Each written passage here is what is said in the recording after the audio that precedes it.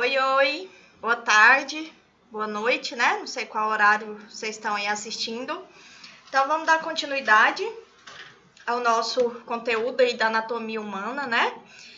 Hoje eu programei para vocês uma visão geral do sistema esquelético, já que será ele o nosso primeiro conteúdo em se tratando de osteologia, tá joia? Então, vamos lá, seguir a mesma metodologia da aula passada. Vou focar com vocês os principais pontos, a nossa referência bibliográfica, a gente segue aí com o D'Angelo, o Moore, para nos ajudar aí nas questões associadas à clínica, e o Atlas, o Netter, que eu gosto bastante, para estar fixando aí, né, as imagens e os desenhos das estruturas. Então, para hoje, a visão geral aí do sistema esquelético, de que ele é formado, quais são suas funções, suas estruturas, quais são suas células componentes, tá? E você que está aí assistindo essa aula, você conhece o esqueleto?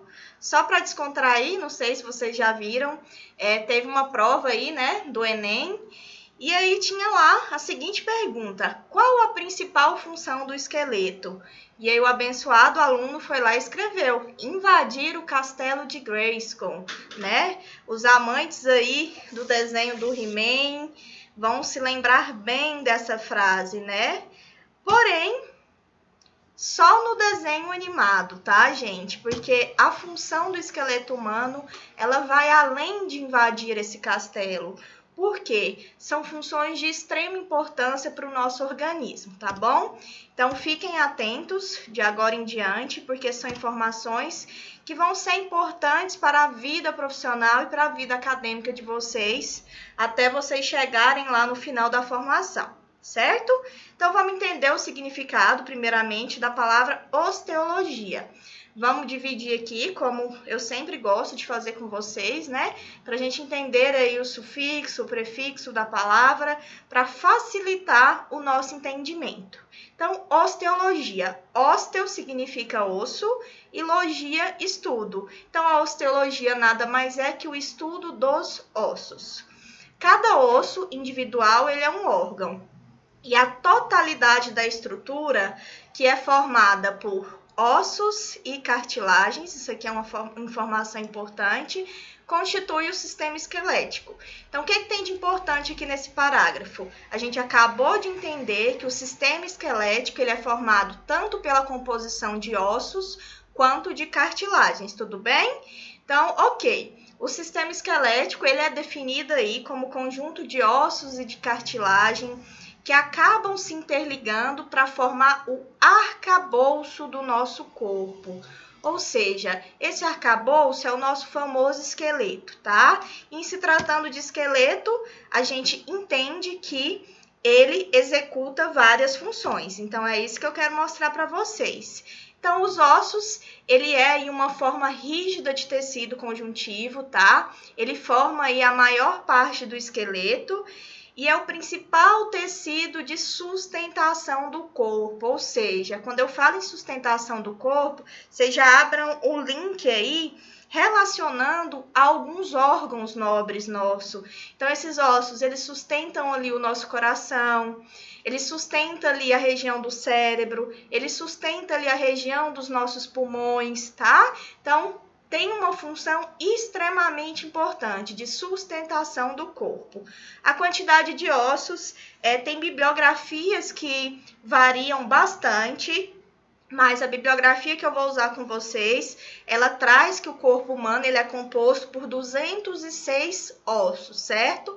Isso varia porque tem fatores etários, tem fatores individuais, tem critérios de contagem. Às vezes um autor ele inclui os ossículos do ouvido, já tem outro autor que não inclui. Então, isso vai muito de autor, tá? Eu quero que no nosso estudo vocês coloquem que são 206 ossos, tá bom?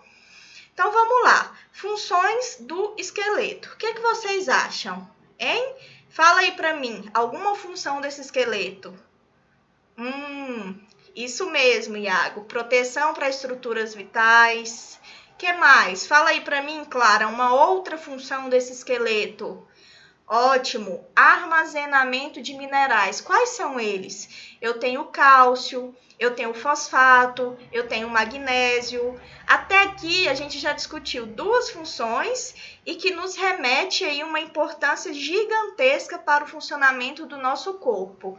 Então, além dessas duas funções de proteção e armazenamento, eu vou colocar para vocês uma função que é de extrema importância para o nosso corpo, para o nosso funcionamento, o funcionamento daquela maquinária que eu coloquei para vocês na primeira aula. E o que é? É através desse esqueleto, gente, que a gente consegue ter um suprimento ali contínuo de células sanguíneas. Por quê? As nossas células, elas têm uma vida, né? Um tempo de vida. Então, geralmente ali os eritrócitos, eles conseguem sobreviver ali por mais ou menos 120 dias. As células ali dos glóbulos brancos, elas conseguem sobreviver ali entre 7 dias, uma semana. E por quê? Porque a gente passa ali por constante renovação. Então, esse nosso organismo, ele tem que ter um suprimento contínuo de síntese, de produção de células. Não só porque a célula ela tem um tempo determinado para morrer, mas também porque em determinadas patologias a gente necessita de uma produção maior de células sanguíneas. Um exemplo, uma pessoa, um paciente que evolui com um quadro de anemia severa, então provavelmente essa pessoa vai precisar ali de um suprimento maior, um suprimento contínuo. Então vamos fazendo esse link com a clínica e o porquê que as coisas acontecem. Falando para vocês que a célula tem um tempo de vida programado, então isso é uma função que ela é normal do nosso corpo. Então, se eu tenho uma célula vermelha ali, que ela tem 120 dias de vida, quando completar ali a sua idade, o nosso sistema vai passar por um processo que chama de apoptose, que é uma morte programada. Então, vai acontecer a apoptose, essa célula ela vai morrer e, devido a isso, eu preciso ter um suprimento para que eu possa substituir e o nosso corpo continuar executando as funções normais, tá? Então, acaba aí que essa medula óssea, ela é localizada ali, né, dentro de muitos ossos, né? A gente vai ver a estrutura, então vocês vão conhecer a cavidade medular e é exatamente nessa região que ocorre aí a produção contínua de células sanguíneas, tá bom? Então, proteção, armazenamento, suprimento contínuo ali de células sanguíneas, suporte para o corpo e cavidades vitais, como a gente já colocou, e muito importante, é função do sistema esquelético trazer para a gente a base mecânica dos nossos movimentos, certo? Então, aqui a imagem, sempre com a imagem para facilitar o entendimento. Eu tenho aqui, ó, ossos protegendo os nossos pulmões, a medula aqui produzindo células, né, sanguíneas. Aqui no osso, armazenamento aí de magnésio, de fosfato, de cálcio. Aqui também uma estrutura óssea protegendo a nossa cavidade, o nosso cérebro, tá? Muito importante também, sustentação para o nosso corpo e, lógico, a base mecânica aí para qualquer tipo de movimento que a gente executa, beleza? Então, ok, entendemos a definição, comentamos sobre as principais funções e agora a gente vai compreender quais são os componentes que revestem esse tecido ósseo, certo? Então, como eu já falei para vocês, é composto aí de um tecido conjuntivo que ele é fibroso, revestindo ali e envolvendo esse osso. Essa região que envolve a parte do nosso osso externamente, tá? A gente chama essa estrutura de periósteo, tá bem? Periósteo. Esse conteúdo aqui vocês vão estudar com bastante propriedade lá na histologia. Aqui a gente não precisa entrar em detalhes, tá? É mais a título de curiosidade para você entender o componente, mas lá na histo, quando estudar sistema ósseo, vocês vão ver isso aqui intensamente, tá bom? Então é importante. Então, periósteo é o tecido conjuntivo fibroso que envolve esse osso na minha região externa. E aquele que reveste elementos cartilagíneos excluindo a cartilagem articular, é o pericôndrio, certo? Então, periósteo, ósseo de osso, pericôndrio, côndrio de cartilagem. Eu não falei para vocês lá no início que o nosso osso, ele é composto tanto de osso quanto de cartilagem? Então, é exatamente por isso que a gente tem esses dois revestimentos. Um reveste o osso e o outro reveste a cartilagem, tá bom? E por que existe aí esse tecido envolvendo tanto o meu osso quanto a minha cartilagem? Justamente para executar funções que são fundamentais para o nosso organismo. E quais são elas, professora? Então, com esse revestimento, eu ajudo na nutrição desse meu tecido, para não deixar ele morrer. É através também desse revestimento que é capaz de produzir mais cartilagem e osso. Mas como? Em qual situação? Me dê um exemplo, professora. Geralmente ali, quando você é exposto a qualquer tipo de trauma, né? Às vezes eu fraturei um determinado osso de alguma região, eu vou passar ali por um processo de consolidação. Ou seja, né? São várias etapas que a gente passa até consolidar aquela fratura e voltar para o estágio normal. E é através desses dois tipos de tecido que a gente consegue ali produzir tanto mais cartilagem, tanto quanto osso, justamente para a gente consolidar aquela lesão, tá? Então, deve ser bem tranquilo para vocês puxar aí um exemplo de algum osso que foi ali fraturado e, claro, né? Cada caso ele é avaliado de acordo com o tipo de acidente, de acordo com o tamanho da fratura, a intensidade, mas na maioria deles a gente vai ter o processo de consolidação. Por quê? Porque essa fratura, ela precisa melhorar, ela precisa consolidar, ela precisa ali passar pelo processo de regeneração, de cicatrização, dependendo daquilo que ocorreu. Então, lembre, periósteo e pericôndrio, eles ajudam aí no processo de consolidação de fraturas, é uma informação importante, tá? E também eles permitem ali, fornecem uma interface para fixação de tendões e ligamentos. Ok, mas professora, tem um endósteo aqui, ó, que a senhora colocou na foto. O que seria esse endósteo? Endo fica na parte interna, tá? Já o endósteo é um tipo também de revestimento, só que das cavidades internas dos ossos, tá? Então, são dos arcabouços internos que ficam aqui dentro da nossa estrutura óssea, tá bom? Então, além disso, eu quero que vocês entendam que a estrutura do osso, ela é composta aí por dois tipos. Eu tenho aquele osso que ele é chamado de compacto e eu tenho aquela estrutura óssea que ela é chamada de osso esponjoso. Então, agora a gente vai conseguir visualizar bem o que é a parte compacta e o que é a parte esponjosa. Porque em uma única estrutura do osso, eu tenho a composição dos dois. Ou seja, aquela estrutura do osso compacto é aquilo que está mais externamente. Ou seja, é aquela minha parte que ela é mais superficial. Então, eu tenho aqui um desenho de um osso e a minha parte compacta desse osso é essa região aqui mais superficial. Essa região aqui, ó, mais externa. E já a minha parte esponjosa é o centro. São vários furinhos, como se fosse uma esponja. Não tem aquele chocolate, acho que é soufflé. É, soufflé. Quando você morde ele, você vê uma estrutura que ela é toda furadinha. Então, é exatamente assim que esse osso esponjoso é composto. Então, a gente vai entender qual que é a função de cada um. As diferenças entre esses tipos de ossos depende da quantidade relativa de substância de cada um, tá?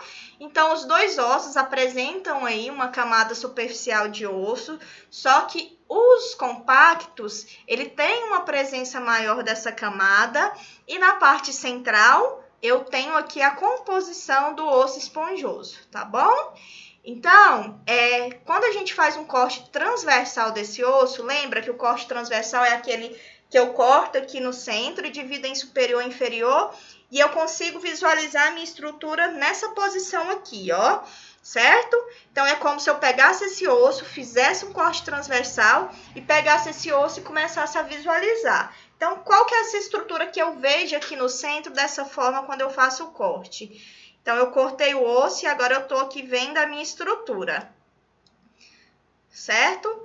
Essa estrutura aqui, ela é chamada de cavidade medular ou canal medular, tá bom? Nos ossos de pessoas adultas, tá? E dentro das espículas do osso esponjoso são formadas células sanguíneas e plaquetas, como eu falei para vocês.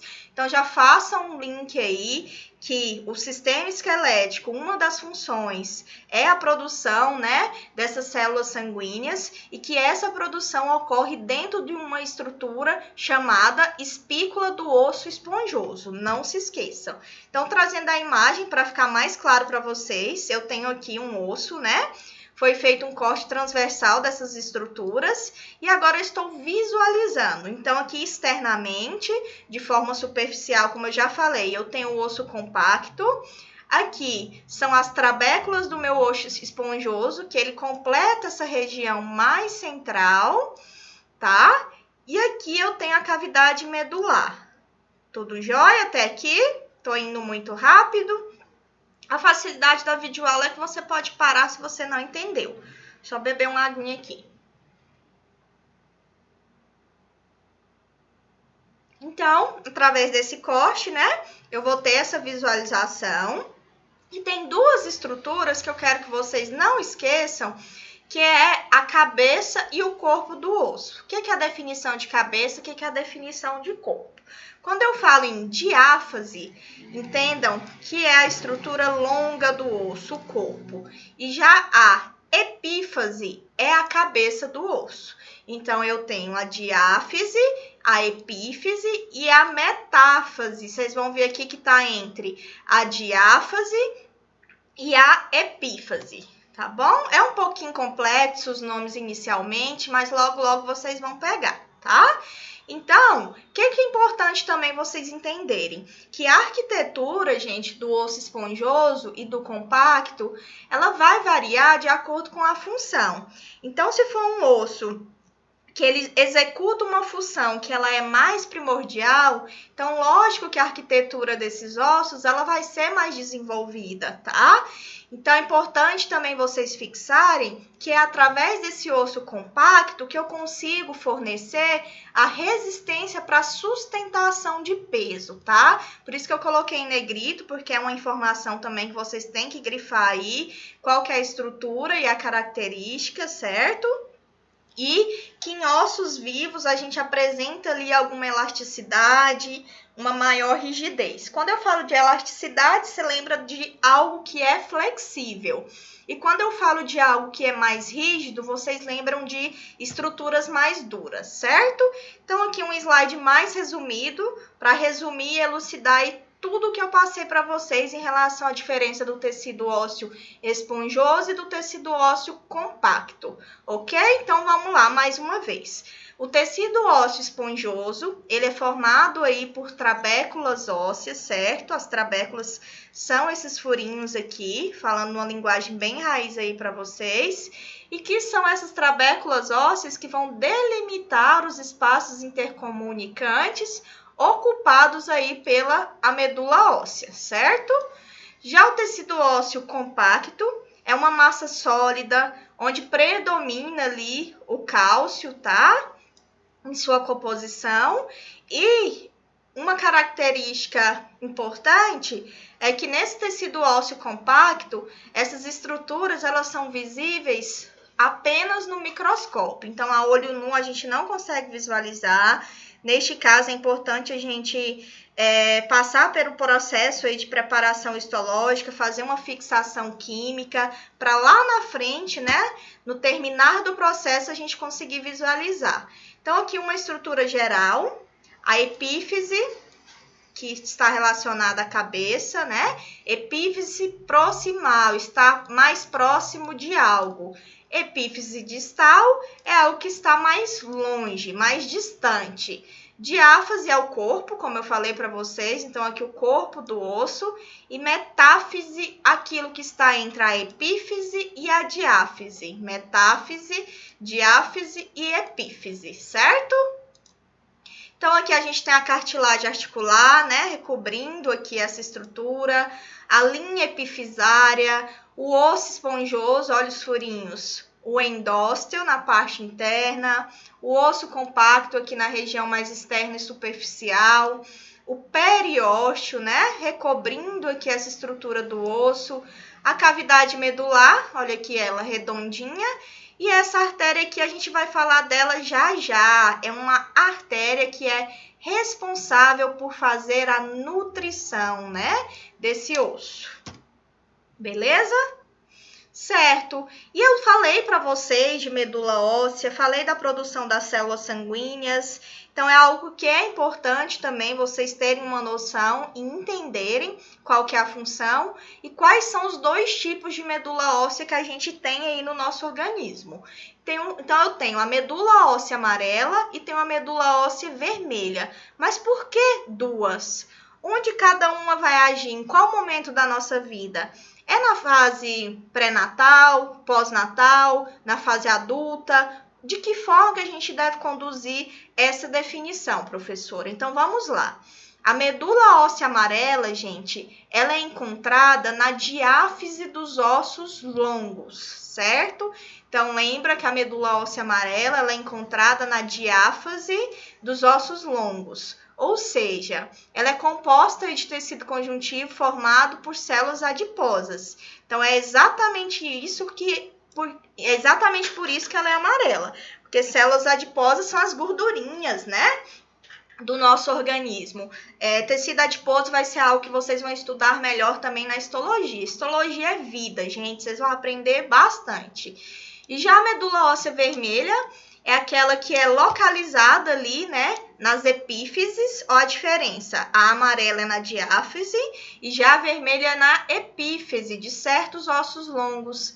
Ela é rica e vascularizada, então é por isso que justifica ela ser vermelha, justamente porque ela tem uma vascularização muito rica, tá? Então, esse tipo de medula óssea vermelha é onde está presente aí as células sanguíneas e os seus precursores, certo? Então, como eu falei para vocês, a medula óssea amarela, ela é composta ali por tecido adiposo, por isso que a sua cor é mais amarelada. Em qual momento da nossa vida ela surge? A medula óssea amarela, gente, ela surge quando a gente já está num período mais velho da nossa idade, ou seja, quando não produz célula sanguínea nos indivíduos adultos. Então, a medula óssea amarela, ela vai estar ali meio que de stand-by. Se num processo de doença, como no exemplo a anemia que eu falei para vocês, que aquela pessoa tem mais necessidade de chamar mais células, de produzir mais células sanguíneas, a medula óssea amarela ela pode ajudar, porém não é função dela produzir células sanguíneas, tá? É uma exceção. Então, se vier uma questão falando que a medula responsável pela produção da célula sanguínea é a medula óssea amarela, é falso, tá, gente? É a medula óssea vermelha.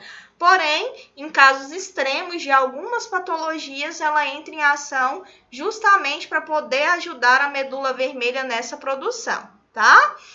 Então, nos recém-nascidos, é muito comum, é muito intensa essa grande quantidade de medula vermelha, justamente porque está no momento ali pós-natal, né? Desenvolvendo, então, o momento que precisa produzir muitas células sanguíneas. E como eu já falei, a coloração vermelha, ela deve-se aí ao elevado número de glóbulos vermelhos que são formados nesse local, certo? E que com o passar dos anos, a maior parte da medula ela perde sua função e torna-se gordurosa. Então, é exatamente por isso. Ela vai ser completa ali por tecido adiposo, tornando esse aspecto amarelado, tá bom? Então, tem alguns órgãos específicos do nosso corpo que na vida adulta, eles permanecem ali exercendo essa função sanguínea. E esses ossos são quais, professor? Então, tenho aí a costela é uma região óssea que tem ali ainda uma função sanguínea. O corpo das nossas vértebras também executa, né, na parte esponjosa ali. Ossos do crânio, a região da díploide, que eu vou mostrar para vocês também, que ela tem uma característica de ser esponjosa, que ela é toda furadinha também. E a região do externo. A região do externo eu acho importante frisar para vocês, trazendo para a clínica também, porque tem um procedimento que o médico executa no centro do peito. O externo é essa região aqui, ó, que fica na parte central, e ali é feita uma coleta chamada mielograma. Não sei se vocês conhecem, se já passaram aí por uma situação de neoplasia com alguém da família de vocês. Então, o mielograma é um exame que você faz a coleta ali do líquido da medula, justamente para analisar essas células, tá? Então, é um exame que é importante na clínica e é exatamente na região do externo que ele é coletado, tá bom? Então, vamos lá. Falei da estrutura, falei dos tipos, da função. Agora, já quase finalizando a parte da estrutura do osso, eu não poderia deixar de fora quais são as células que atuam ali nesse tecido ósseo. Por quê? A célula é a principal estrutura da nossa maquinária, do nosso corpo humano. Sem célula não há vida, sem célula não há função. Então, todo organismo vivo, ele é composto por célula. Tem 3 células que são principais, células ósseas, que eu acho necessário que vocês levem para a vida. A primeira é o osteócito, tá? É a célula madura dos ossos. Isso aqui vocês vão entender bastante na histologia também, não precisa se preocupar. A segunda é o osteoblasto. Quando fala de blasto, lembra de novo, tá? Célula jovem, ou seja, o osteoblasto, ele forma novas células, ele forma novos ossos. Então, ele participa ali inteiramente daquele processo inicial da formação de novos ossos, tá? E o osteoclastos, clastos, são células grandes que reabsorvem ou destroem a matriz. Então, tem um processo ali de trauma que precisa ser reabsorvida algumas estruturas ali daquele trauma.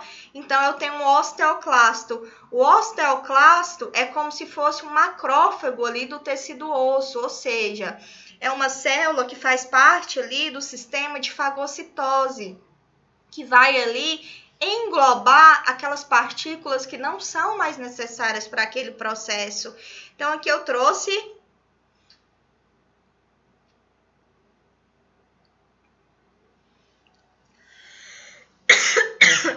Covid. Só um minutinho, gente.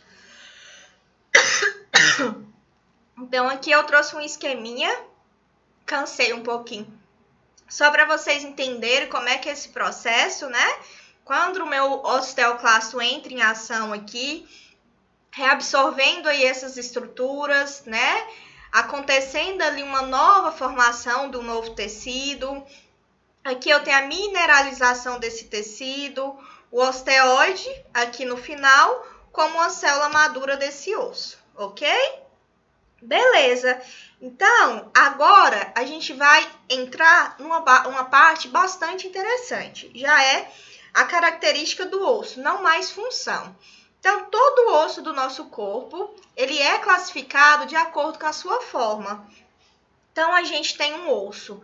Vamos visualizar e classificar se ele é um osso plano, se ele é um osso curto, se ele é um osso que ele é irregular, se ele é um osso que ele é mais longo, se ele é um osso que ele é sesamoide. Então, todo osso que a partir de agora vocês baterem o olho, vocês têm que conseguir identificar qual que é a sua classificação, certo? Então, a principal classificação dos ossos são: eu tenho o osso longo, eu tenho o osso plano, e eu tenho osso longo, osso plano, osso curto e osso sesamoide. O osso longo é aquele que tem um comprimento maior que a largura. Então, ele é mais longo e na sua largura ele é mais curto, tá? Geralmente são ossos aí que são compostos pela epífise e pela diáfise, tá? A gente tem como principal característica o osso do húmero, tá? É um osso aí classificado como osso longo. O osso do fêmur é classificado como um osso longo. Já os ossos planos são aqueles que eu tenho o comprimento e a largura como algo que é equivalente. Então, nesses ossos planos, eu tenho como principal exemplo a nossa escápula e alguns ossos do crânio, tá bom? Já como osso curto, eu tenho uma equivalência nas 3 dimensões. Como exemplo de osso curto que eu vou trazer para vocês, são ossos do nosso carpo e ossos do nosso tarso, ou seja, do punho, da mão e dos nossos pés, tá bom? Já o osso sesamoide é um nome diferente, então é algo que também chama atenção. O que é, professor, esse osso sesamoide? O osso sesamoide ele é um tipo de osso que ele é curto e que ele é desenvolvido em regiões de tendões. Então, não é muito comum na região do nosso organismo. O local que ele é mais presente, que a literatura traz para a gente, que é mais falado, é na região da nossa patela, ou seja, lá no joelho, certo?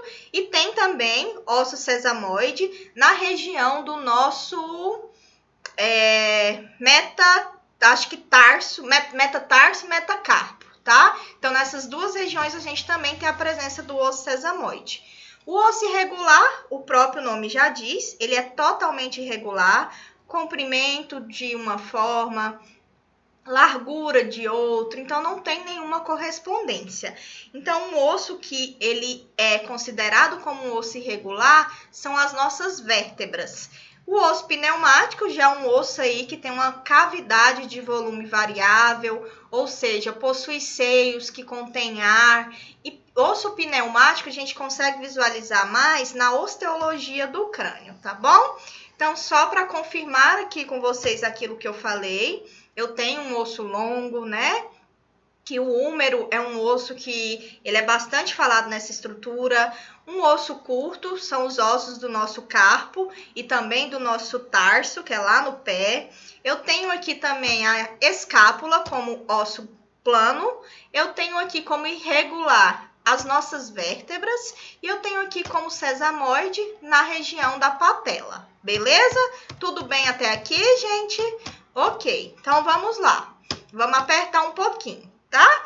Esse esqueleto, ele é subdividido em 2 regiões. Então, eu tenho estruturas que elas compõem ali o meu esqueleto, que ele é chamado de esqueleto axial, e eu tenho estruturas ósseas que compõem o meu esqueleto, que é chamado de esqueleto apendicular. Qual que é a diferença, gente? O esqueleto axial é esse esqueleto que está composto na cor amarela.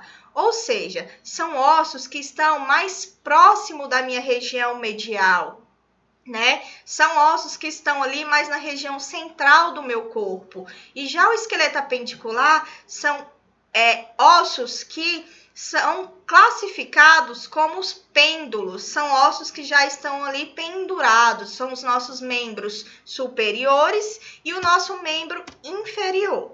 Então, vamos lá. O esqueleto axial, qual que é a sua formação? Peguem só esse conceito básico inicial e na próxima aula a gente vai começar a estudar todos os ossos, as suas estruturas e os seus acidentes. Então, no esqueleto axial, lembrem que ele é formado por algumas estruturas. Qual que é a parte? Essa parte azul. Axial, ele é formado pelos ossos da nossa cabeça, os ossos do nosso pescoço, os ossos da região do nosso tronco, que aí entra costela, externo, vértebras e a região do sacro. Então, o esqueleto axial é composto pelos ossos do crânio, do pescoço e da região do nosso tronco, que entra costelas, externo, vértebras e sacro. Tudo bem? Ok. Já o esqueleto apendicular, ele é formado por essa cor amarela. Só que isso aqui é ilustrativo. Eu não quero que vocês aprendam pela cor. A cor é só para facilitar a visualização. Quais são os ossos, professora, dessa estrutura apendicular? Então, como eu disse, são os ossos do membro superior e do membro inferior. E isso vai entrar, né? Os cíngulos. O símbolo, a gente vai estudar lá na aula de osteologia, na próxima, que são estruturas que formam o símbolo do membro superior e símbolo do membro inferior. Alguns alunos, eles confundem um pouco esqueleto com símbolo, mas entendam que o esqueleto axial é uma coisa e o símbolo do membro superior é outra, tá? Vocês vão ver que as estruturas são diferentes. Então, para hoje, entendam o que é o esqueleto axial e o que é o esqueleto apendicular. Então, o esqueleto axial, ele vem do latim aí, né? Ax vem de eixo, como eu falei para vocês. São todos os ossos que ficam ali mais próximos do eixo central do nosso corpo. Esqueleto axial, ossos que ficam ali no eixo central do nosso corpo. São 80 ossos que compõem o nosso esqueleto axial, ok? Não precisa se apegar esse quantitativo ósseo. Eu não vou cobrar em relação à diferença dos dois, mas quero que vocês levem em mente que são 206 ossos no total. O axial, 80 na região central, no nosso eixo central. Já o apendicular, ele é composto por 126 ossos. Então, são todos os ossos que compreendem ali o membro superior e inferior, ou seja, as nossas extremidades, o nosso ombro e a pelve, tá joia? Então, só para vocês terem uma visão geral já desses ossos, não é nesse momento que a gente vai estudar cada um, mas, como eu já falei anteriormente, né, vamos recordar aí comigo, o axial, que ele envolve ossos do crânio, pescoço e do nosso tronco, né? Costela, externo, que mais? Fala aí para mim. Costela, externo, região sacral, é isso? Então, vamos lá. Crânio, com todos os ossos e os seus acidentes. A coluna vertebral, a gente vai estudar tudo. Quais são as vértebras cervicais, torácicas, lombares, tá? Então, aí uma imagem para vocês já se familiarizarem. As costelas, tá? A gente vai entender quais são costelas que são verdadeiras, falsas e flutuantes. O osso do externo, então tá aqui para vocês a visão geral. O ocioide, esse ocioide é um osso que ele é bastante característico, tá? Que ele tem uma característica aí que é muito importante, que só ocorre nele e é localizado na região do pescoço. Mais na frente a gente vai comentar sobre ele, certo? E já os ossos do esqueleto apendicular, entre o membro superior e o inferior, tá? Então, aí é composto pelas nossas mãos, pelo punho, pelo antebraço, pelo braço, pela cintura escapular. E estudar anatomia é legal, é necessário, porque vocês vão aprender que o braço, ele não compreende a região total.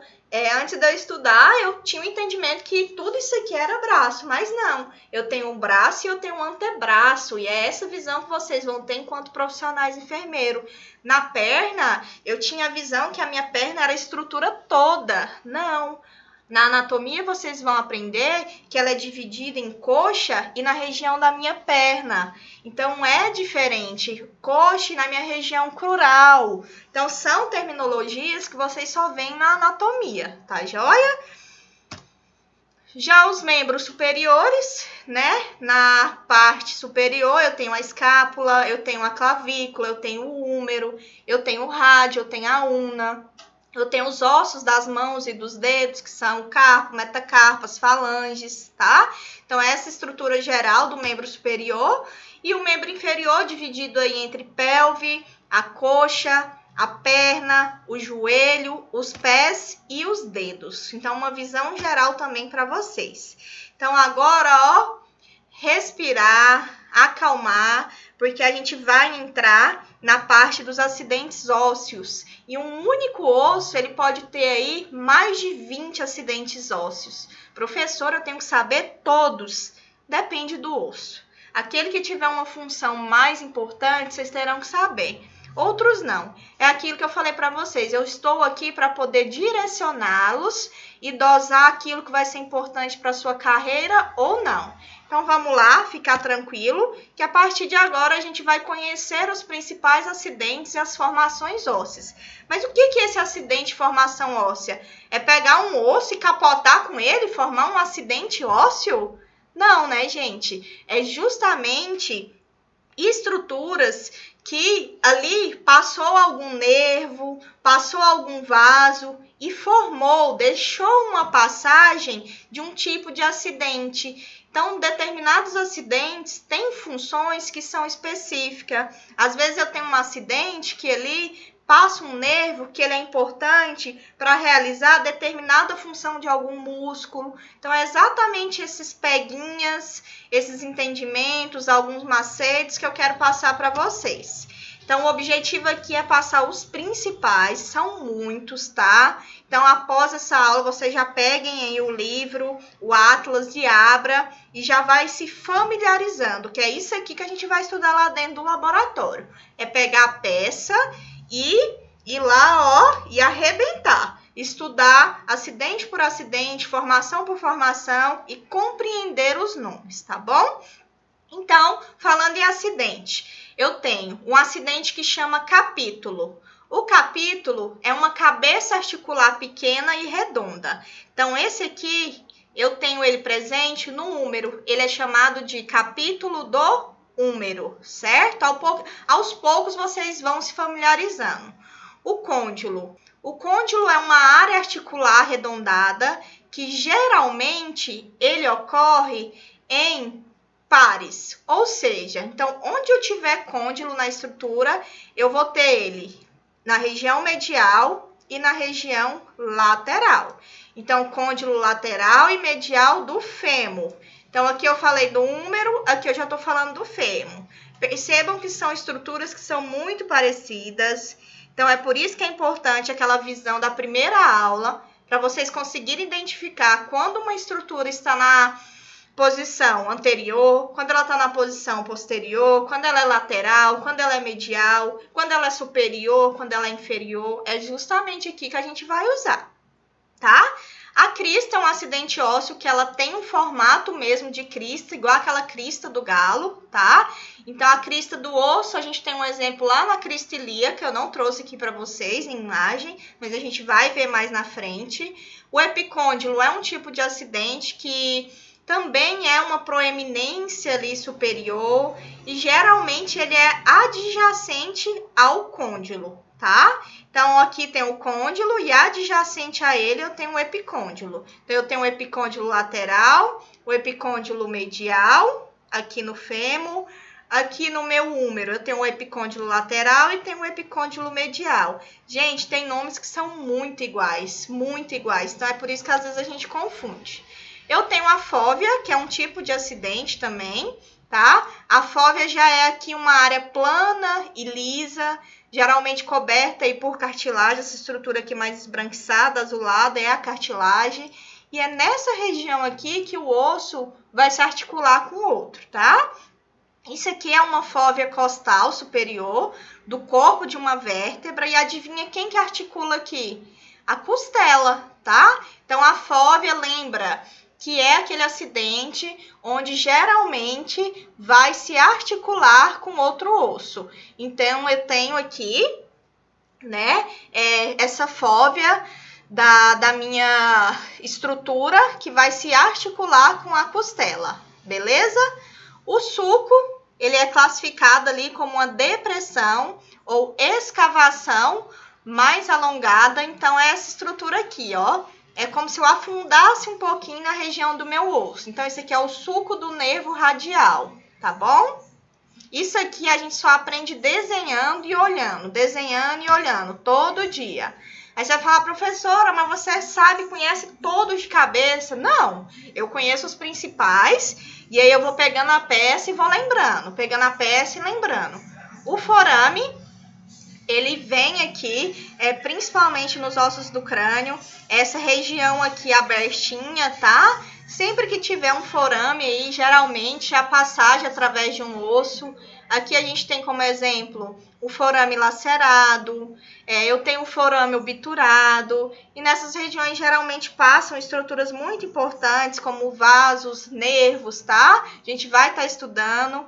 E a fossa é uma área oca, é uma área que é deprimida, tá? Como exemplo, eu tenho a fossa infraespinhal da escápula. Não tá aqui o desenho dela, tá? Mas aqui tem a fossa jugular, que é essa regiãozinha aqui também. Cabeça, o próprio nome diz, a gente tem ossos aí que tem cabeça, cabeça do húmero, cabeça do fêmur. Geralmente é uma estrutura articular grande, redonda, realmente tem aí uma associação com uma cabeça mesmo, tá? Olha aqui a cabeça do húmero, para vocês terem uma noção. É essa parte aqui, ó, uma cabeça grande e redonda. A linha é uma elevação linear, ou seja, é um formato de linha mesmo, só que com uma elevação maior. Eu tenho geralmente a linha no músculo sólido da tíbia, um exemplo. O maléolo também é um processo arredondado. Lembra lá que o capítulo também era um processo arredondado. Então, aqui eu tenho o maléolo. O exemplo, né? A gente tem o maléolo lateral e o maléolo medial da fíbula. Fíbula e tíbia. Então, na fíbula eu tenho o maléolo lateral e na tíbia eu tenho o maléolo medial. Então, lembre, se eu tenho uma estrutura delimitando se ela é lateral e medial, você já tem que abrir a mente que aquilo que é lateral, lembra na primeira aula, eu estou aqui posicionada, ó, na posição anatômica, cabeça anterior, olhando para frente, com a palma da mão virada para frente. Então, todo osso que é considerado como um osso de região lateral é algo que está mais externamente. O meu rádio está lateral, a minha tíbia está medial, lá embaixo. A minha fíbula está lateral e a minha tíbia está medial, no membro inferior, certo? E a incisura é um entalhe na margem de um osso. A gente tem ela ali na incisura isquiática maior. Não surtem, a gente vai pegar a peça e vai ver nela. A espinha é um processo semelhante também a um espinho. A gente tem ela onde? Na escápula, olha aqui, isso aqui é uma espinha. Eu tenho também o processo espinhoso, que é uma parte que se projeta e semelhante também a uma espinha. Geralmente a gente pode confundir a espinha com o processo espinhoso. Na vértebra, ela é bem visualizada, olha aqui, principalmente na vértebra cervical em C7, ela tem aqui esse processo espinhoso, a gente até consegue sentir ela aqui, ó, se vocês pegarem na região do pescoço de vocês, aqui mais cervical, vocês conseguem palpar esse processo espinhoso, é bem interessante. E protuberância é aquilo que é mais protuso, então tem terminologias, tem acidentes que é bem óbvio, é bem lógico, a gente consegue distinguir mesmo sem conhecer. Então, a protuberância é a projeção de um osso. Olha aqui a protuberância occipital externa. A gente também consegue tocar ela aqui na nossa região occipital, beleza? A tróclea também é um tipo de acidente, né? Um processo articular semelhante a uma roda, tá? Ou uma rodânia, não tem ali as costureiras, né? A gente fala muito ali da tróclea, porque parece muito um carretelzinho. Então, tá aqui a tróclea do húmero. O tubérculo é uma proeminência pequena e também elevada. A gente tem ele ali na região do nosso húmero. Então, é dividido em tubérculo maior, tem o tubérculo menor também. Então, pausem o vídeo, faça a leitura, tire essa foto desses acidentes, que é o que a gente vai mais estudar lá quando a gente estiver praticando, beleza? Então, como eu falei para vocês lá anteriormente, a gente tem estruturas, vasos, que são responsáveis por vascularizar e inervar a nossa estrutura óssea, tá? Então, já mostrei para vocês lá atrás, a mais visível é a artéria nutrícia, tá? Ela que surge aí como um ramo independente com artérias adjacentes, fora ali do periósteo, né? Formando ali forames nutrícios. Então, essa bolinha aqui é um forame nutrício, é onde vai dar passagem. Lembra que eu falei para vocês agora há pouco que esse acidente ósseo chamado de forame vai dar passagem por estruturas que têm grande função. Então, geralmente, vasos, nervos, artérias passam aí por essas regiões de forame. Então, falou em nutrição desse osso, vocês vão lembrar da artéria nutrícia, tá? Nutrícia de nutrir, façam esse link que fica mais fácil. Os nervos, geralmente, eles acompanham os vasos sanguíneos e irriga o osso, tá joia? Então, para finalizar essa primeira parte de visão geral, A articulação é bastante importante, mas é um pouco confuso. Então, aqui é respirar também, aqui é só a visão geral. Não se preocupem que a gente vai estudar cada uma delas separadamente. Aqui já é para vocês só compreenderem. A articulação, como eu já falei para vocês, é a união ou a junção entre dois ou mais ossos ou partes rígidas do nosso esqueleto. Então, é responsável ali pela movimentação do nosso corpo.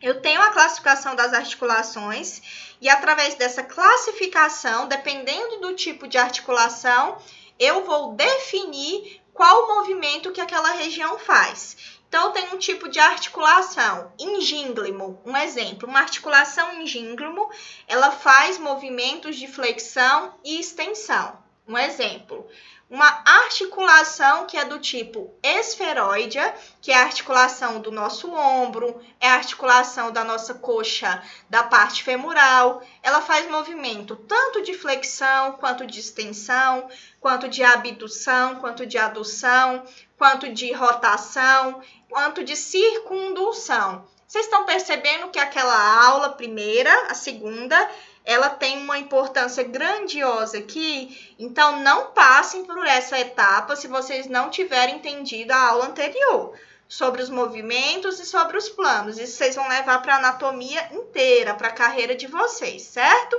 Então vamos lá, a classificação das articulações. Eu tenho uma articulação que ela é classificada como sinovial. O termo antigo era classificado como uma articulação de artrose, mas está em desuso. Eu trouxe só para vocês conhecerem, porque algum livro ainda pode utilizar. Então, a articulação sinovial, ela também pode ser chamada de artrose. A articulação sinovial são articulações que promovem ali intensos movimentos. A articulação fibrosa, ela era chamada anteriormente de articulação sinartrose. Eu tenho movimentos restritos, vocês vão entender por quê. E a articulação cartilagínea, ela era chamada de anfiartrose. A artrose associa com cartilagem. Então, vamos passar aqui rapidinho cada uma. A fibrosa, os ossos são unidos pelo quê? Tecido fibroso, né? O próprio nome já diz. Eu tenho ali a sindesmose, que é um tipo de articulação fibrosa, que é essa sindesmose, gente, que vai unir os nossos ossos com uma lâmina de tecido fibroso. São poucos locais do nosso organismo que a gente tem essa articulação de sindesmose. Então, onde que ela fica? Entre a una e o rádio, vocês vão visualizar aí no atlas de vocês que a gente tem aqui esse tipo de articulação. Olha aqui, essa lâmina de tecido fibroso. Lá na tíbia e na fíbula, a gente também tem esse tipo de articulação, tá? Então, esse tipo de articulação, ele tem uma mobilidade que ela é parcial.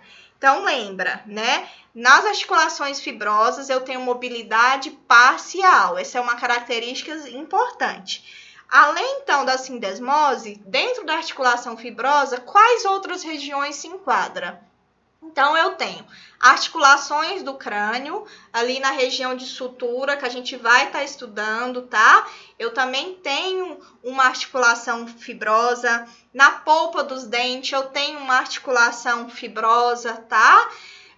Na região de esquindilese ali, da região do nosso do crânio, eu tenho também uma articulação fibrosa. Já a articulação cartilagínea, ela é um tipo de articulação que ela é subdividida em mais dois grupos.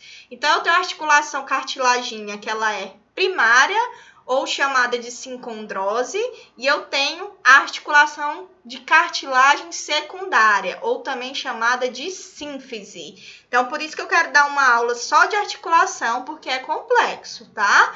Então, a articulação de cartilagem primária são os ossos que são unidos ali por cartilagem hialina, e ela tem uma participação muito importante ali no início da vida, da formação ali dos ossos, tá? Então, primária de início, lembrem-se disso, tá?